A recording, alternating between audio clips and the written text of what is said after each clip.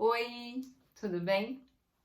Bom, usar os gestos para se comunicar é feito há muito tempo, né? Contar histórias sem usar palavras, se expressar com o corpo, comunicar sem falar, né? Usando apenas os gestos, né? Os movimentos expressivos.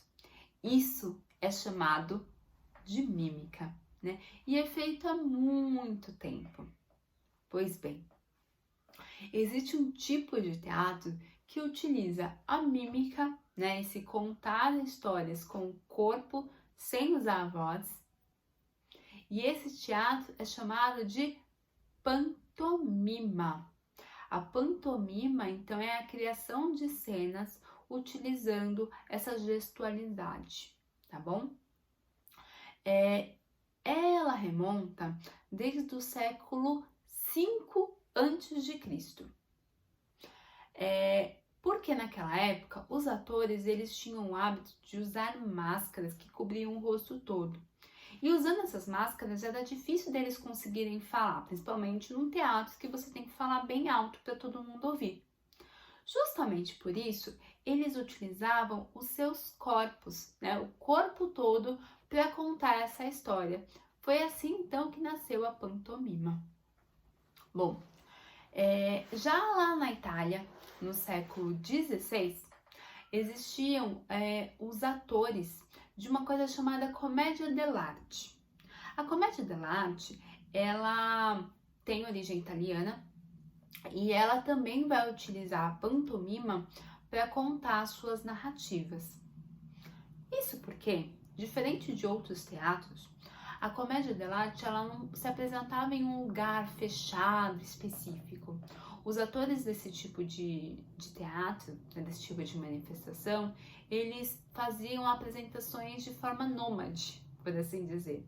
Eles apresentavam em várias cidades, indo de lugar em lugar para mostrar sua arte.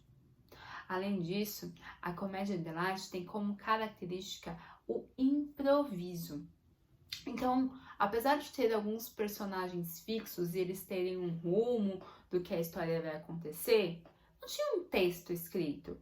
Os atores iam interpretando o que eles achavam mais interessante ao longo do tempo. E muitas vezes eles se inspiravam em pessoas, né, tipos de pessoas que eles viam nessas cidades.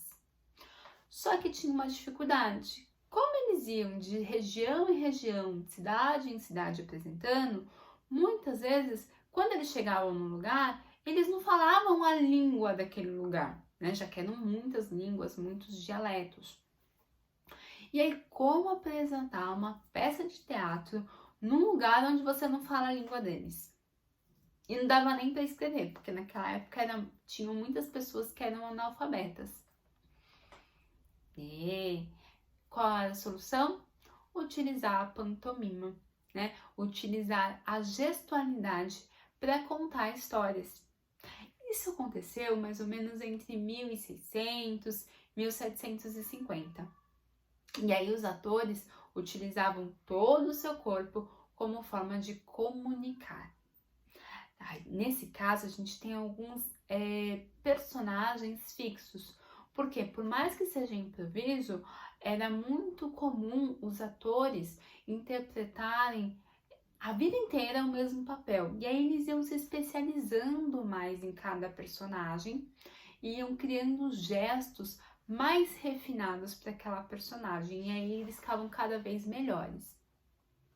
Nós temos como personagens o Pantaleão, o Doutor, o Arlequim, Brighella, Colombina, Pierrot, Leandro, Isabela e o Capitão.